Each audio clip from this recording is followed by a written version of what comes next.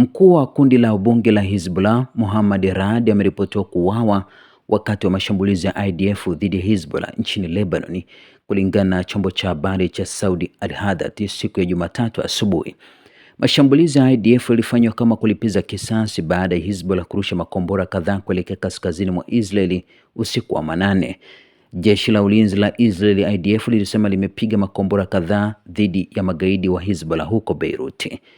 Mkuu wa kamandi ya kijeshi kaskazini mwa Israeli, Meja Jenerali Rafi Milo, alizungumzia shambulio la kulipiza kisasi linaloendelea katika taarifa yake akisema Hezbollah wamechagua kuiunga mkono Irani. Walianzisha shambulio dhidi ya raia wetu, tulikuwa tumejiandaa na watalipa gharama nzito. Taarifa hiyo ilisisitiza kujitolea kwa IDF kulinda wakazi wa kaskazini mwa Israeli, ikisisitiza kuwa vikosi vya IDF vinatumwa kando ya mpaka wa kaskazini na kuhakikisha wakazi kuwa hawatalazimika kuhamishwa kwa sasa.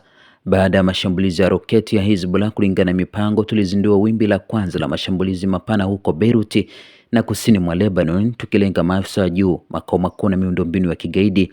Pia tunachukua hatua za kuwaondoa raia kusini mwa Lebanon kabla ya mashambulizi zaidi, alisema kiongozi huyo.